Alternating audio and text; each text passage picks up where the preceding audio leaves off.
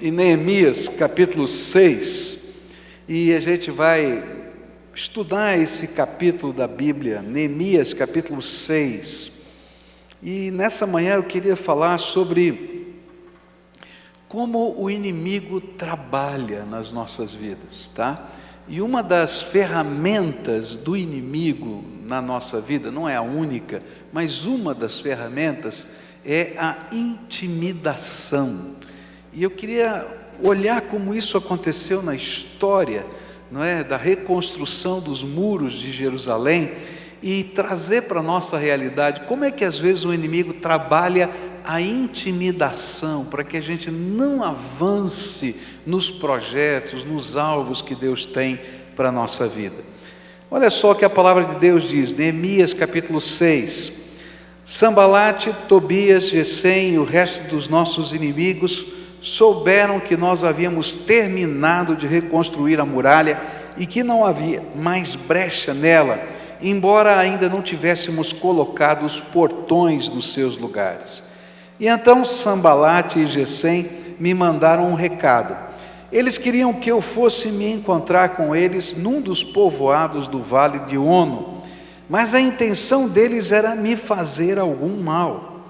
E aí eu mandei mensageiros a eles com o seguinte recado: eu estou fazendo um trabalho importante e não posso descer até aí. Eu não vou deixar esse trabalho só para ir falar com vocês. E eles me mandaram o mesmo recado 4 vezes, e eu mandei sempre a mesma resposta. E então Sambalate me mandou o 5º recado, e esse veio por escrito. Era uma carta, e foi trazida por um dos empregados de Sambalate. A carta que estava aberta dizia: Gesem me disse que entre os povos vizinhos está correndo um boato. Dizem que você e os judeus pretendem fazer uma revolução e que é por isso que estão reconstruindo a muralha. Ele disse também que o seu plano é se tornar o rei deles e que você já arranjou alguns profetas para dizerem em Jerusalém que você é o rei de Judá. O rei Artaxerxes certamente vai saber disso, e por isso proponho que nós dois nos encontremos para conversar a respeito dessa situação. Eu mandei a seguinte resposta: nada do que você está dizendo é verdade. Foi você quem inventou tudo isso. O que eles queriam era nos meter medo para não continuarmos o trabalho. Agora, ó Deus, aumenta as minhas forças. Nessa época, Semaías, filho de Delaías e neto de Meetabel, estava proibido de sair de casa. E por isso fui visitá-lo. E ele me disse: nós dois precisamos nos esconder juntos no lugar santo, no templo, e vamos fechar as portas, porque eles virão matar você. Sim, qualquer noite destas, eles virão matá-lo. A isso respondi: eu não sou do tipo de homem que foge e se esconde. Você pensa que eu tentaria salvar a minha vida me escondendo no templo? Eu não vou fazer isso de jeito nenhum. E quando comecei a pensar nesse assunto, compreendi que Deus não havia falado com Semaías, e sim que Tobias e Sambalate haviam pago a ele para me dar aquele conselho. Eles lhe deram dinheiro para me fazer ficar com medo e assim pecar. E aí eles poderiam acabar com o meu bom nome e me humilhar. Oh meu Deus, lembra do que Tobias e Sambalate fizeram e castiga-os? Lembra também da profetisa Noadias e dos outros profetas que tentaram me fazer ficar com medo. As muralhas foram terminadas no dia 25 do mês de Elul, depois de 52 dias de trabalho. E então os nossos inimigos das nações vizinhas souberam disso e ficaram desmoralizados, porque todos ficaram sabendo que o trabalho havia sido feito com a ajuda do nosso Deus. Durante esse tempo, as autoridades dos judeus haviam escrito muitas cartas a Tobias e haviam recebido várias cartas dele. Muita gente de Judá estava do lado de Tobias, porque ele era genro de um judeu chamado Secanias, filho de Ará. Além disso, o seu filho Joanã havia casado com a filha de Mesulã, filho de Berequias. E na minha frente falavam das boas coisas que Tobias havia feito e contavam a ele tudo o que eu dizia. E Tobias continuou a me mandar cartas para ver se conseguia me fazer ficar com medo. Querido Senhor, ajuda-nos nessa hora e que a Tua palavra seja aplicada ao nosso coração. Ó Senhor, eu sei que cada um vive uma experiência diferente, cada um, Senhor, está num momento diferente da sua vida, mas nós sabemos que o inimigo tantas vezes tenta nos intimidar, tenta, Senhor, nos fazer parar. Que o Senhor mesmo esteja agora abrindo os nossos olhos e mexendo no nosso coração, de tal maneira que o Teu Espírito possa nos dar a Tua percepção e visão. Fala conosco, Pai, é aquilo que oramos em nome de Jesus. Amém e amém. Como o inimigo não consegue nos destruir, ele não pode nos destruir. Ele não pode nos tocar, diz a Bíblia, por causa da bênção de Deus que está sobre nós. É palavra do Senhor. Então, uma das suas estratégias é nos intimidar, é colocar medo no nosso coração. E quando você está vivendo essa batalha espiritual de intimidação do inimigo, quais devem ser as suas atitudes diante disso? Eu quero aprender com Neemias como ele enfrentou esse tipo de batalha na sua vida espiritual.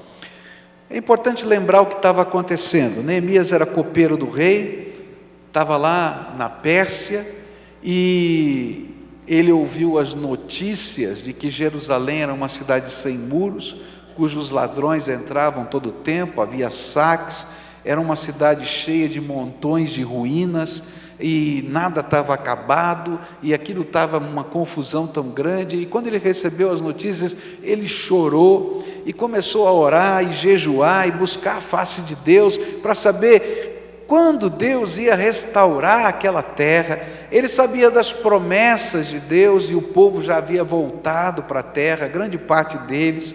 Eles já haviam levantado o templo do Senhor, estava lá construído, mas a nação não estava organizada, a cidade de Jerusalém estava em ruínas, e aquilo o fez chorar. E ele passou 2 meses e meio, cerca de 2 meses e meio, orando e jejuando. E um dia ele se encontra com o rei na sua função de copeiro, de provador, para ver se não tinha veneno. A profissão dele era ruim. Já pensou? Ele tinha que beber antes, comer antes, se tinha veneno morria ele, não o rei. Então essa era a profissão dele, né? Um homem da altíssima confiança do rei, por causa disso. E ele estava lá, e um dia o rei olhou para ele e disse: o teu semblante está triste, o que é que está acontecendo com você? O que é que está incomodando o seu coração?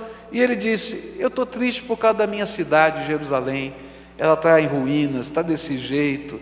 E o rei disse: você não precisa ficar triste, quanto tempo você precisa para resolver esse problema? E ele disse: eu preciso de X tempo. Ele falou: tudo bem, estou te mandando então como meu emissário, você vai ser o governador da cidade, estou te dando toda a grana necessária, leva as cartas para que os governadores da região deem o recurso para você, e você vai lá e reconstrói o templo e volta para cá. E você, o templo não, as muralhas, e você volta para cá. Fica alegre, homem, Deus te abençoou. E ele vai.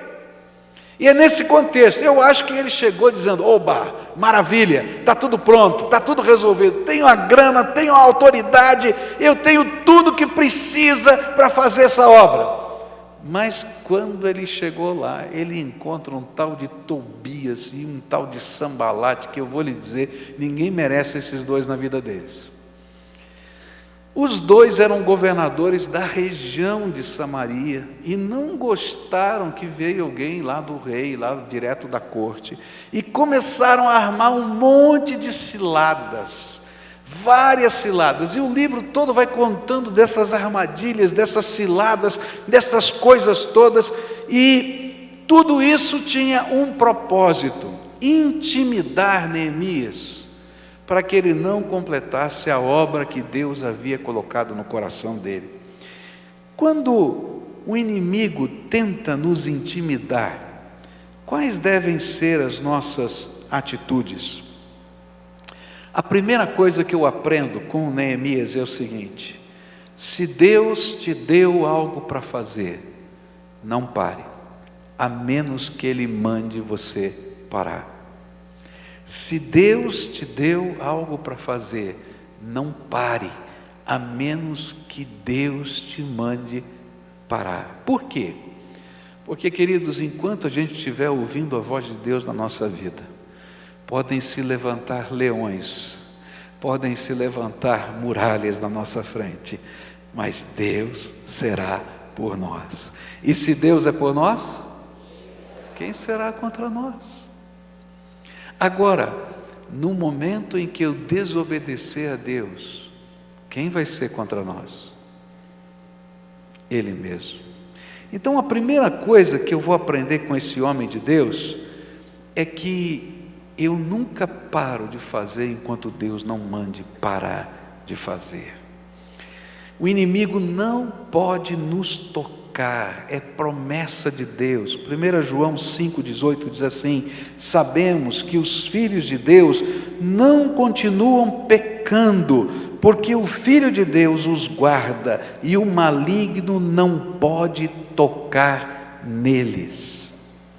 Então, a arma do inimigo é a intimidação, é encher de medo a nossa alma e ao mesmo tempo deter, mediante o desânimo, aquilo que Deus queria que fosse feito através da nossa vida. E essa era a iniciativa de Tobias, de Sambalate, é isso que eles estavam fazendo. De todas as maneiras eles estavam tentando tirar de Neemias, ou tirar Neemias da frente da obra, para que os portões da cidade não fossem colocados, aqui no capítulo 6, mas desde o começo, para que os muros não fossem levantados. E o medo vinha no coração de Neemias através de algumas artimanhas. E olha só a sutileza do inimigo. A primeira maneira como o inimigo começou a intimidá-lo foi a conversa mole. Conversa mole do diabo, né? Do inimigo. Olha só a conversa de Tobias e de Sambalate. Ele disse assim: vem conversar conosco. Vem conversar conosco. Nós temos um assunto sério para conversar. Olha, você está indo muito rápido aí, a coisa está caminhando, vem bater um papo, eu estou interessado em ajudar você. Né? Era conversa mole, mentira. E aí a resposta de Neemias foi muito interessante: eu estou fazendo um trabalho importante e não posso descer até aí, eu não vou deixar esse trabalho só para ir falar com vocês.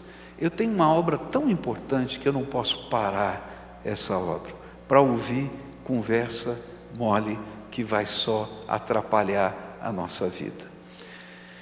Quando eu cheguei aqui em Curitiba,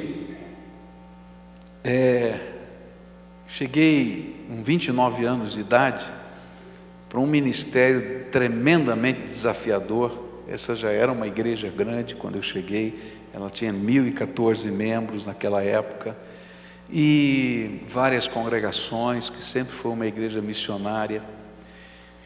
E quando eu comecei a trabalhar, cada pastor tem um estilo, cada pastor tem um jeito de ser, cada um é diferente, né?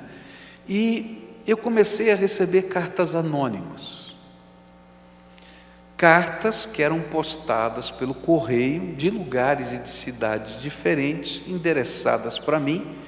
E olha, gente, cada carta terrível. E queridos, meu coração ficava desanimado. Eu lia aquelas cartas e dizia: meu Deus, que negócio é esse? E orava e chorava. E um dia o Espírito Santo falou assim: por que você está lendo carta anônima? O cara não tem coragem de dizer quem é, você vai ler? Joga no lixo.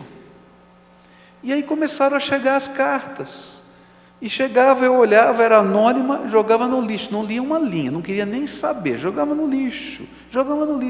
e um dia elas pararam de chegar.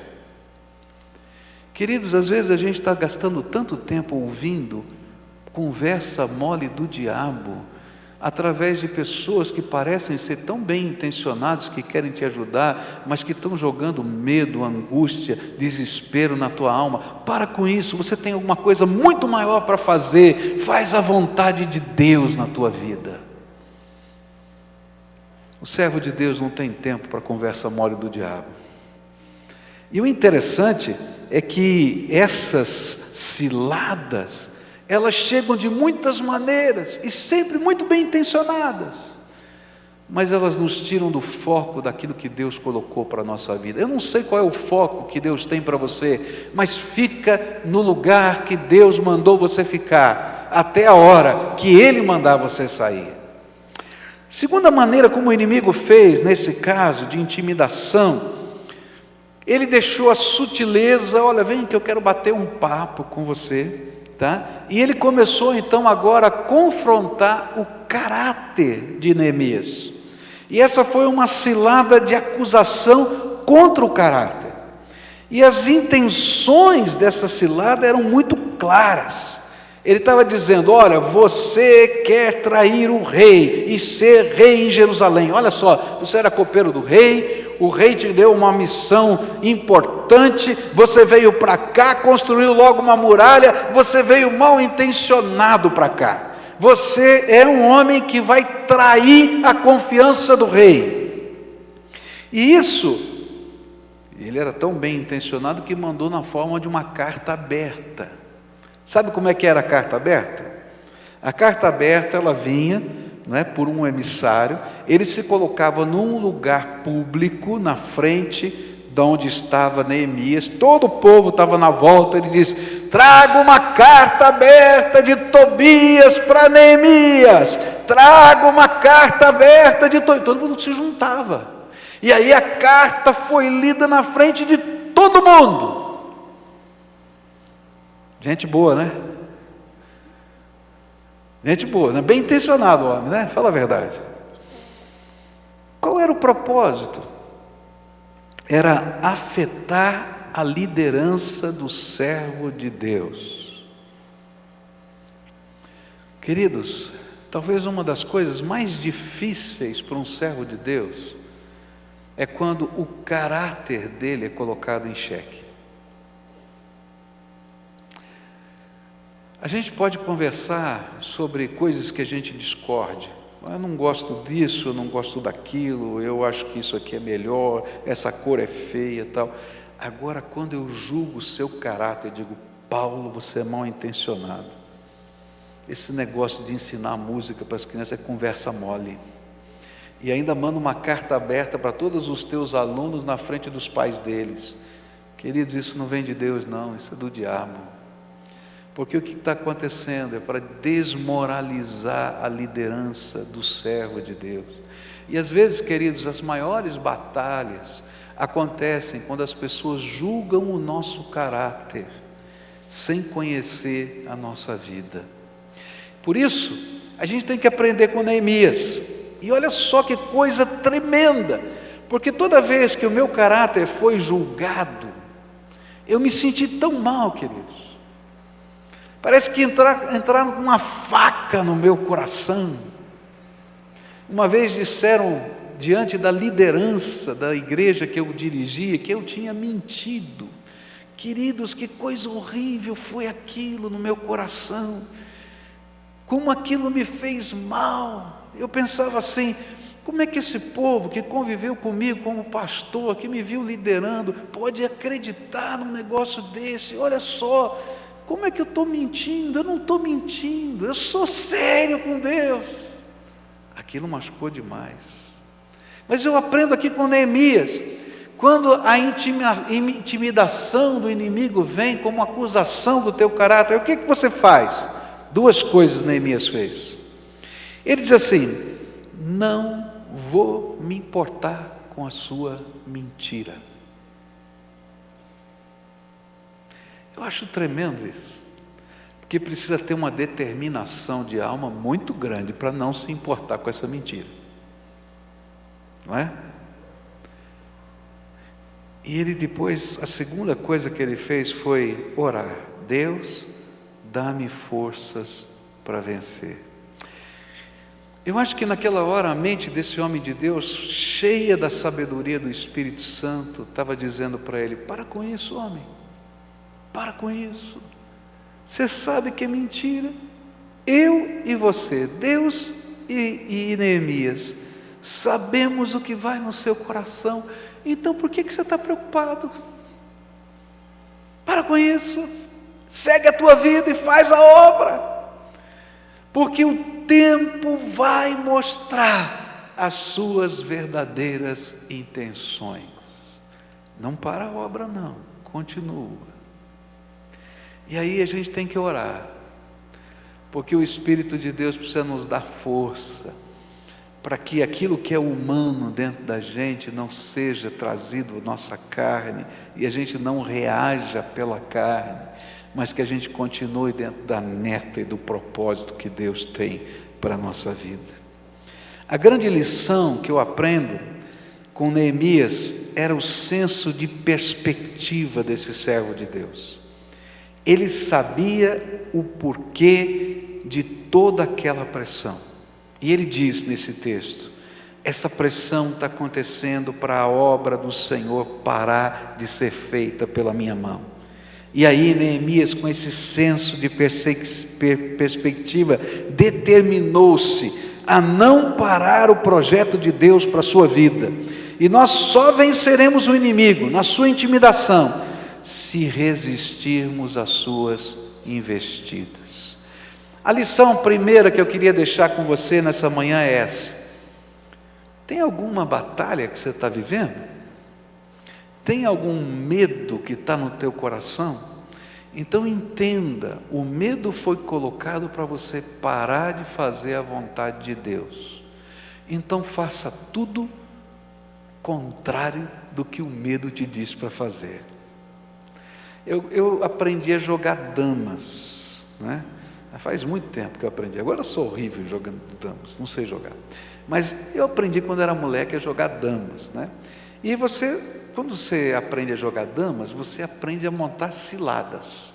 O jogo de damas é um jogo de ciladas.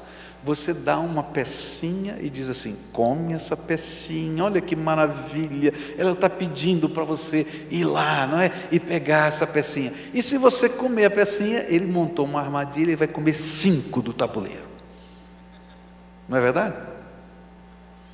E aí você tem uma contrapartida. Se você acha que vai perder 5, pelo menos o jogo que eu aprendi, que tem tanta regra diferente de damas, você podia colocar a sua pecinha ali e deixar a pecinha para ela ser soprada, não é? Então você perde uma, mas não perde 5, não é? E o cara ficava com uma raiva quando tinha que soprar a peça, porque ele estava doido para comer as 5.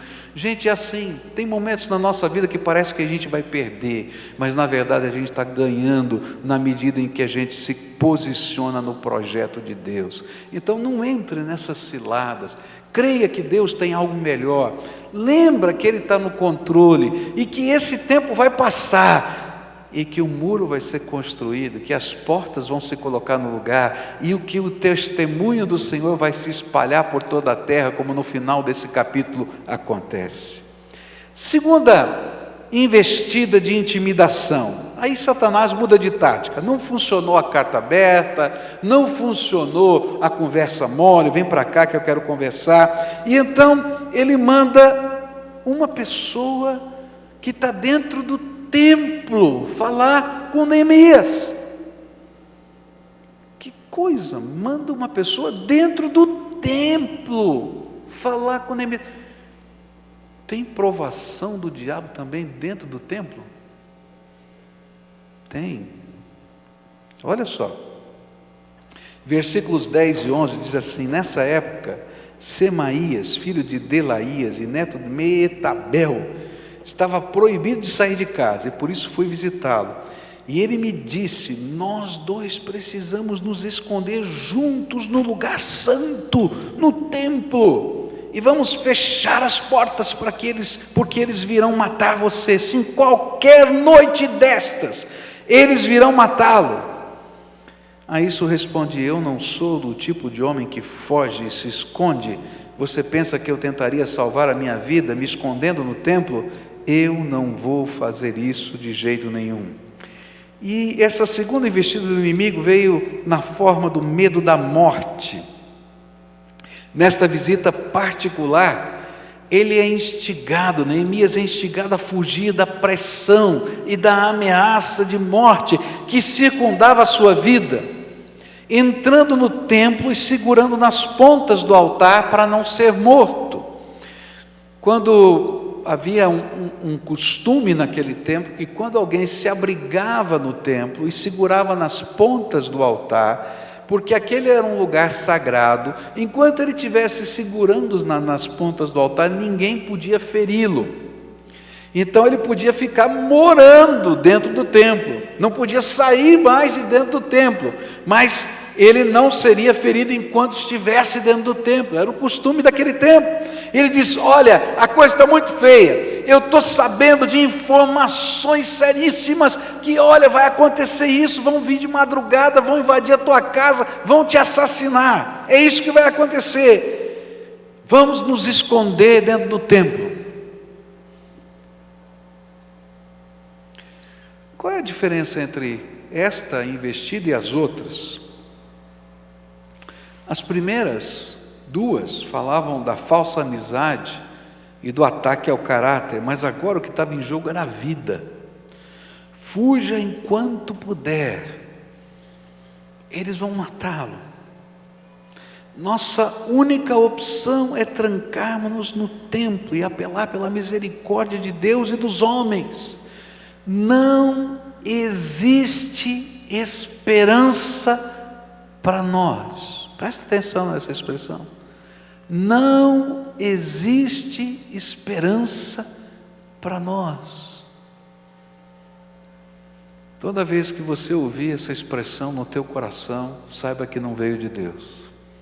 Não existe esperança para nós, não veio de Deus. Porque Deus é o Deus de toda graça, toda misericórdia, toda bênção, toda paz, e Ele tem um plano para a nossa vida, e a esperança faz parte daqueles sentimentos eternos: fé, esperança e amor. Se alguém está dizendo que não tem esperança, não vem de Deus, porque a esperança faz parte do jeitão de Deus trabalhar com a nossa vida. E o que ele estava dizendo é: não tem esperança. Eu não sei se alguém aqui já viveu uma situação de morte. Talvez a maioria de nós não tenhamos vivido uma situação de morte, mas certamente eu e você já vivemos situações de completa perda de esperança, onde o único recurso plausível é fugir, se esconder e encontrar um refúgio. Mas aquele refúgio que ele estava buscando, mesmo sendo na casa do Todo-Poderoso, não era o lugar que Deus queria que Neemias estivesse naquele instante. Essa semana foi muito pesada para nós lá em casa. Vocês têm visto que a Cleusa não tem estado conosco aqui, ela tem estado doente. E na semana passada ela foi internada no hospital, na sexta-feira, fez um tratamento bastante agressivo, e sexta, sábado e domingo ficou internada. Domingo à tarde ela saiu do hospital, e quando ela saiu do hospital a gente estava cheio de esperança, que ela ia melhorar, ficar boa já, rápido. E os efeitos colaterais da medicação que ela tomou, que foi fortíssima, começaram a surgir, e não deu ainda para saber se ela melhorou ou não, mas que apareceu, tudo que era possível aparecer de efeito colateral apareceu. E essa semana eu entrei lá no meu escritório para orar, e eu confesso que eu estava muito desanimado.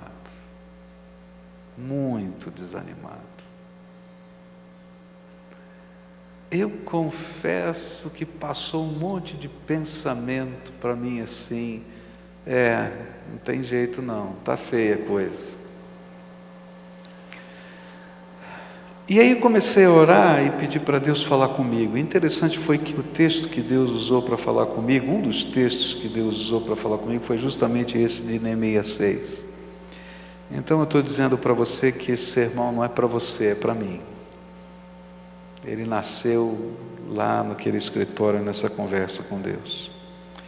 E foi muito interessante porque quando eu li esse texto, Deus falou comigo de uma maneira muito tremenda, me fazendo lembrar uma cena do passado. Ele me fez lembrar de um dia que o Michel chegou do treino de judô, ele era garotinho, e ele tinha que estudar para a prova.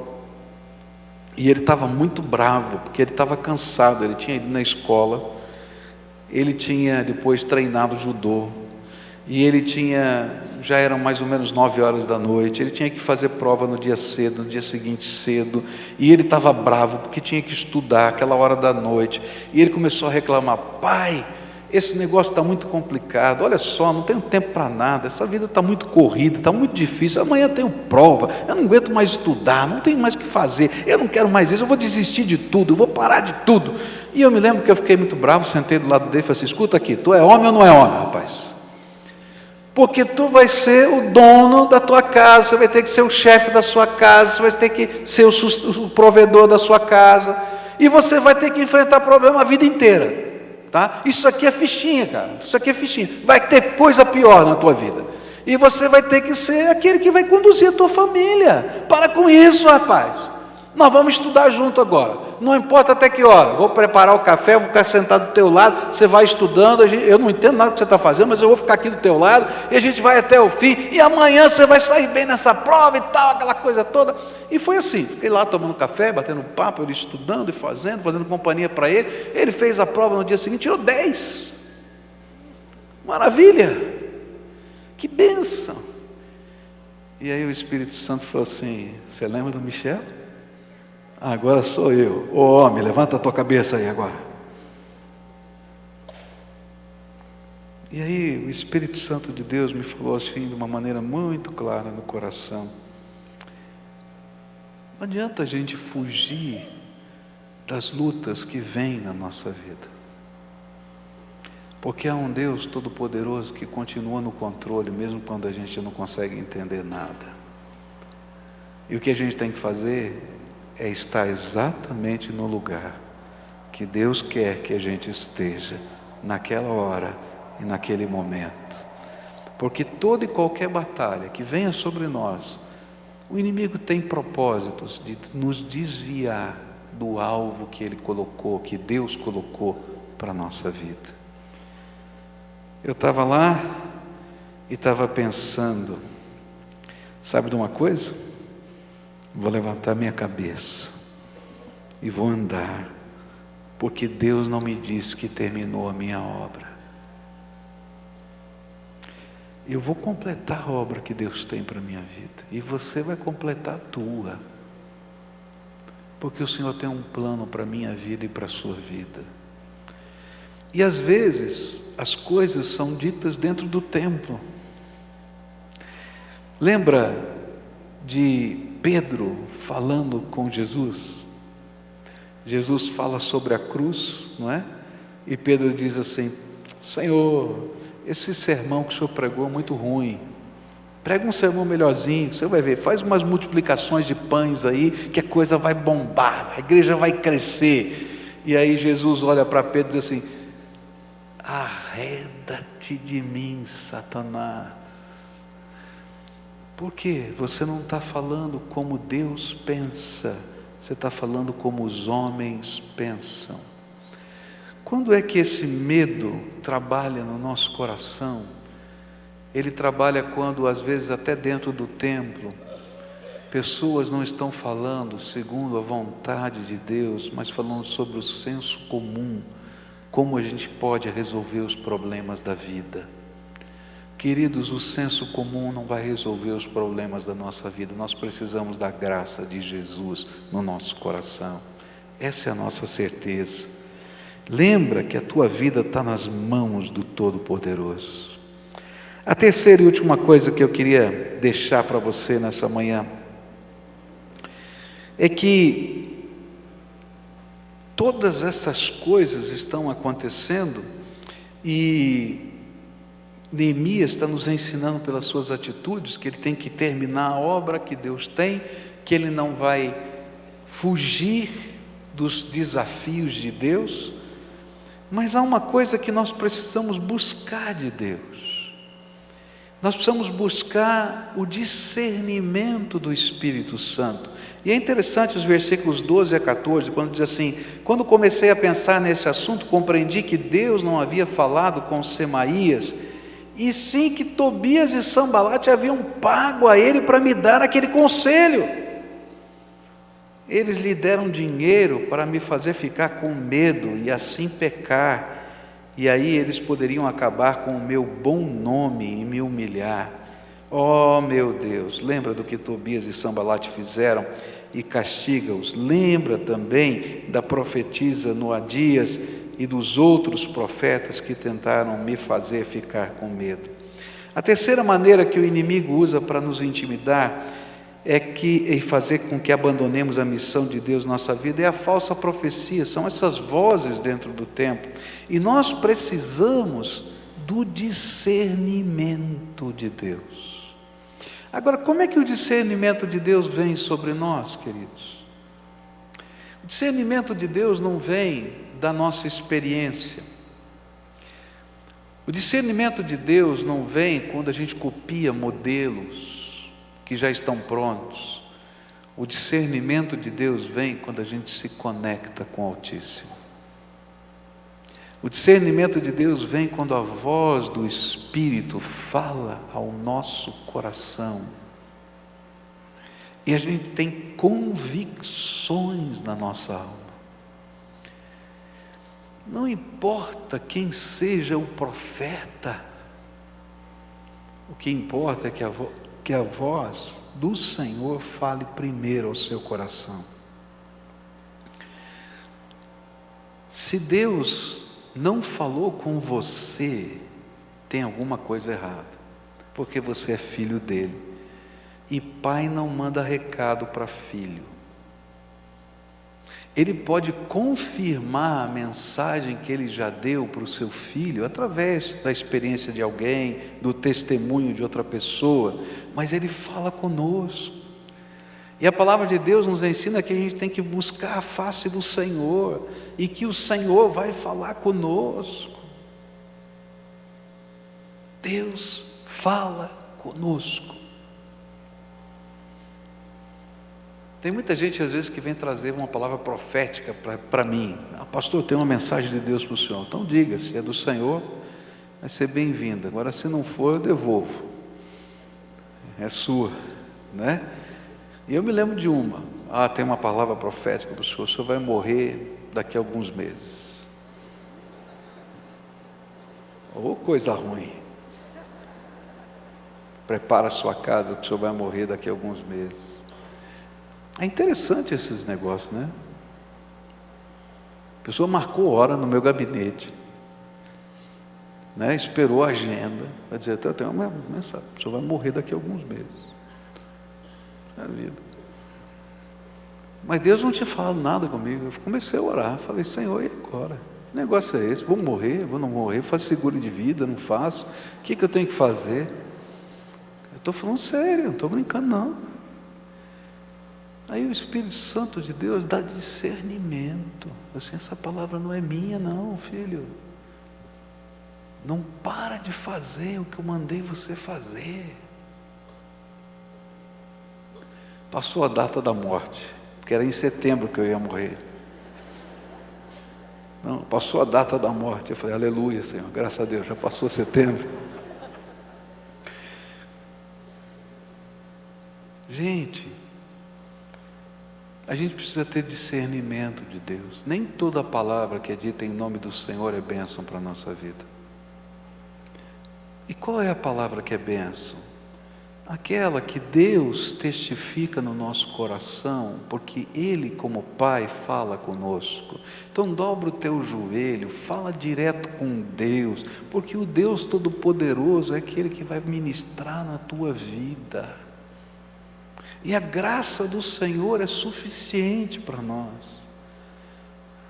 Então, quando você tem as suas lutas, os seus medos, os seus desafios, tranca a porta do quarto, fala: Deus, eu vim aqui conversar com o Senhor, mas o Senhor tem que conversar comigo.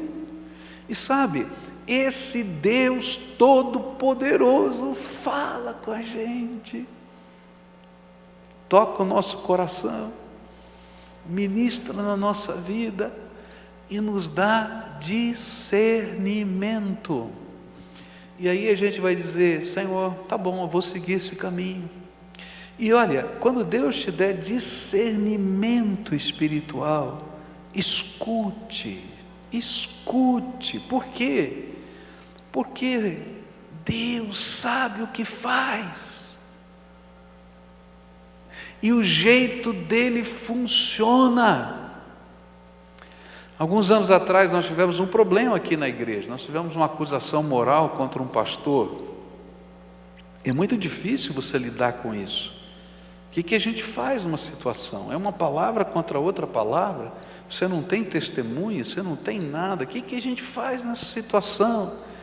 E aí eu me pus a orar e falei: Senhor, eu preciso de discernimento. Há coisas que a gente não pode compartilhar com ninguém, mas o discernimento espiritual é aquela mover do Espírito. E o Senhor falou claramente no meu coração: olha, não se mete muito nessa confusão, porque tem pecado aqui. Eu falei: Senhor, tenha misericórdia.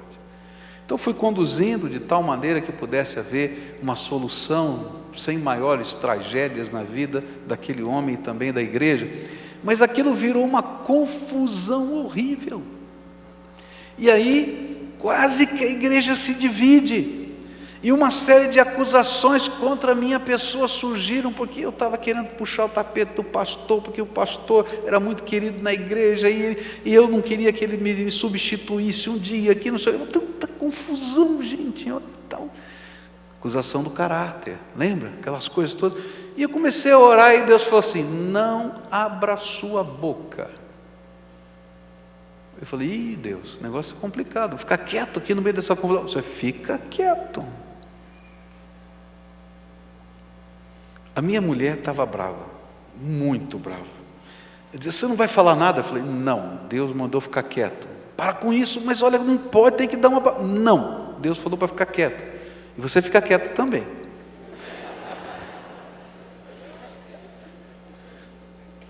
Alguns representantes do corpo diaconal foram da minha casa: pastor, você tem que tomar uma atitude. Eu falei assim: Deus mandou eu ficar quieto.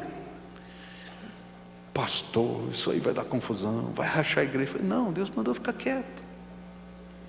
Aí nós fomos para a Assembleia de Igreja. A Assembleia de Igreja é igual a Assembleia de Condomínio.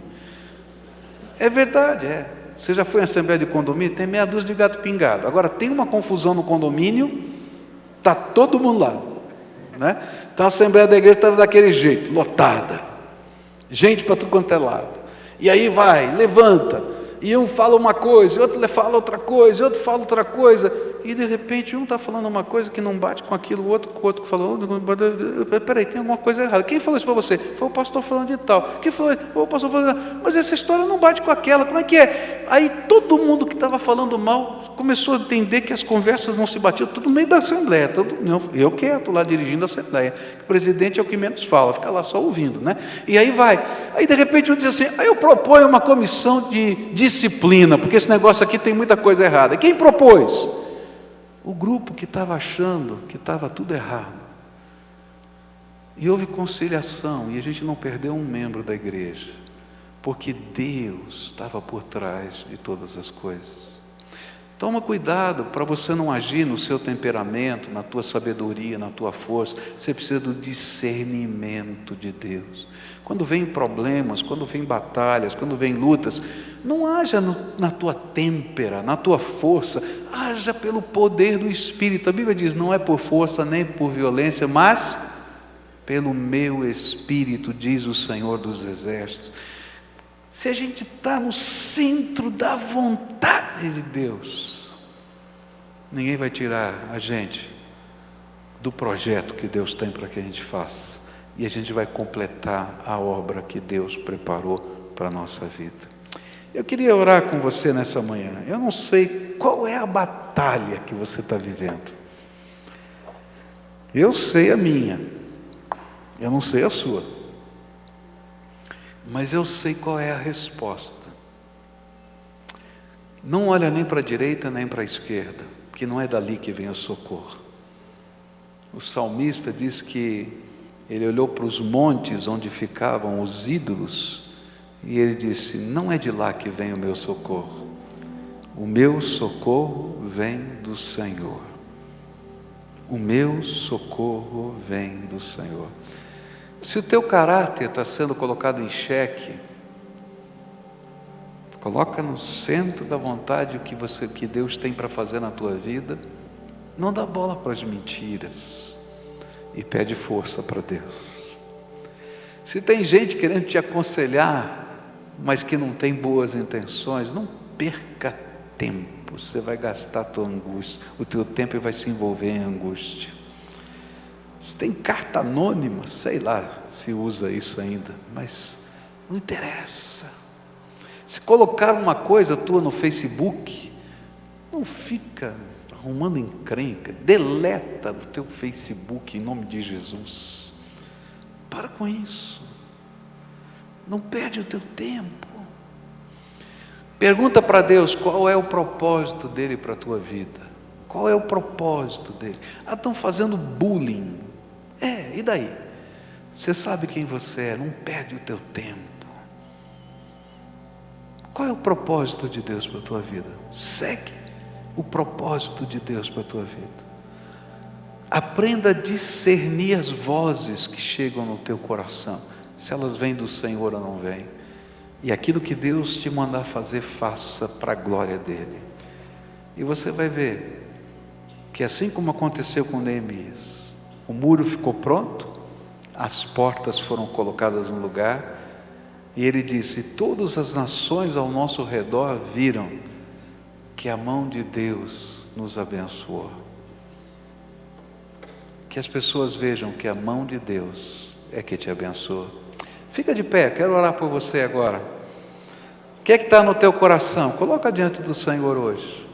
Luta, batalha, enfermidade, medo, quem sabe até medo da morte, perda da esperança. Creia que o Senhor está aqui e Ele tem um propósito para a tua vida. E nada fora do propósito de Deus vai acontecer. Nada, nada. Então fica firmado no propósito de Deus. Querido Senhor, obrigado pela Tua palavra. Tua palavra é viva e eficaz. Ela é poderosa. E é a Tua palavra que nos sustenta. Obrigado, Pai, porque o Senhor permitiu que essas histórias na vida de Neemias estivessem registradas na Bíblia só para mim. E eu te louvo, Senhor, porque essa semana elas foram instrumento de cura no meu coração. Eu te louvo, Pai, porque elas não são somente instrumento de cura para mim, elas são instrumento de cura para aqueles que te buscam, Senhor. E ao longo dos séculos elas têm sido usadas pelo Teu Espírito. E nesta hora, Senhor, eu quero te pedir que o Senhor cuide do coração de cada um dos Teus filhos que aqui está. Que o Senhor derrame a Tua graça, que as misericórdias do Senhor se renovem, que a alegria do Senhor preencha a alma e que o Senhor esteja no controle de cada um, de cada vida, de cada um aqui, Senhor. Ó Pai, que a desesperança vá embora e a certeza de que o Senhor nos ama preenche o nosso coração. É em nome de Jesus que oramos. Amém e amém. Antes de você sentar, melhor, pode sentar, eu quero só apresentar aqui duas jovens que estão aqui, tá? Uma chama-se Chloe, que está aqui, não é? Quem é a Chloe? Para eu conhecer, é ela. E como você chama a outra? Rachel. Rachel e Chloe. Fica de pé, rapidinho aqui. né? Eu vou contar um pouquinho só de vocês aqui. E a Vera, né, que a tia dela está aqui, que está hospedando. A Rachel e a Chloe têm uma ligação histórica muito profunda conosco, ainda, não é, que elas moram em outro país, não é? Porque o tataravô delas, tá, foi Abedíter. Você já ouviu esse nome em algum lugar? Abedíter foi um dos missionários, né, que começou a construção do templo antigo, que quando você passa ali naquele corredor, tem as fotos daquele templo antigo, lá de 1929, olha só, hein? O avô dela foi Aben Oliver, não é isso? Que foi pastor desta igreja também, e foi diretor do Seminário do Sul, no Rio de Janeiro, não é?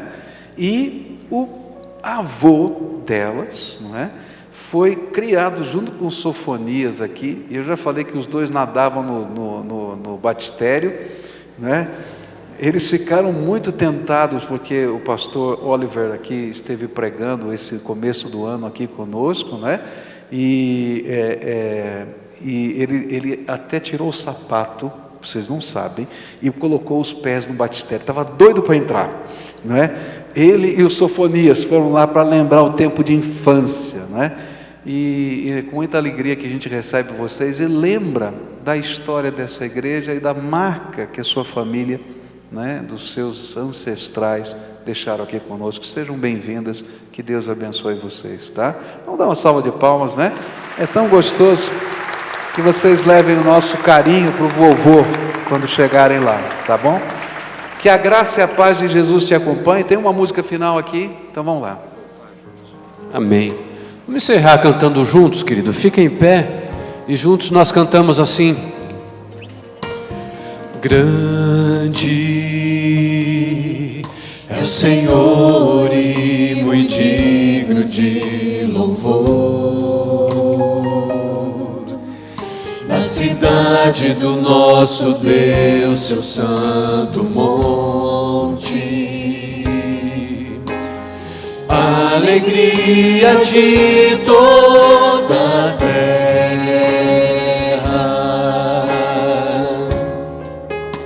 Grande é o Senhor, grande é o Senhor em quem nós temos a vitória, que nos ajuda contra o inimigo. Por isso diante dele nos prostramos.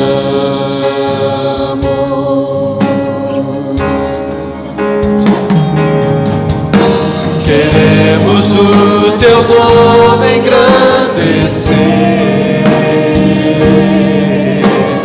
e agradecer-te por tua obra em nossas vidas. Confiamos em teu infinito amor, pois só tu és o Deus eterno sobre toda a terra e céu.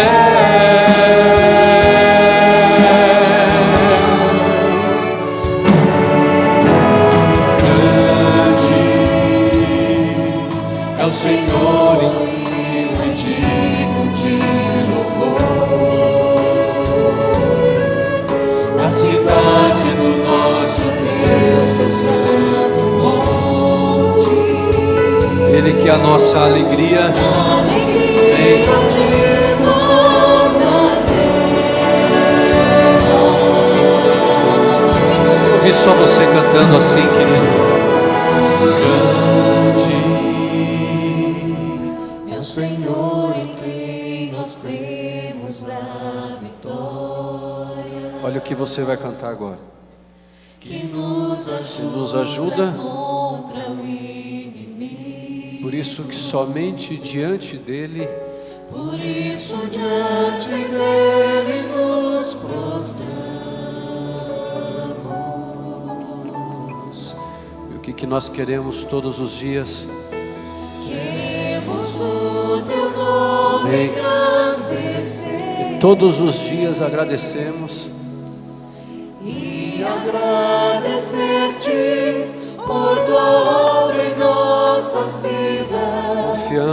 confiamos em teu infinito amor. Pois só tu és o Deus eterno sobre toda a terra e céu. Queremos o teu nome engrandecer e agradecer-te por tua obra em nossas vidas. Confiamos em teu infinito amor. Pois só tu és o Deus eterno sobre toda a terra e céu. Queremos o teu nome engrandecer e agradecer-te por tua obra em nossas vidas. Confiamos em teu infinito amor. Pois só tu és o Deus eterno sobre toda a terra e céu.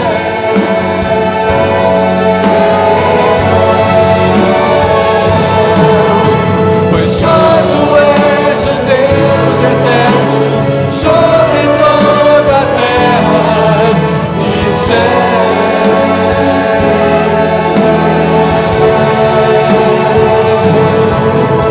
Pois só tu és o Deus eterno sobre toda a terra e céu.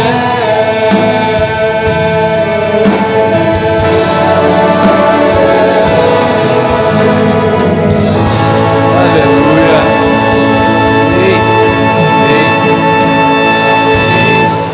Louvado seja o Senhor Jesus. Querido, vai na graça do Senhor.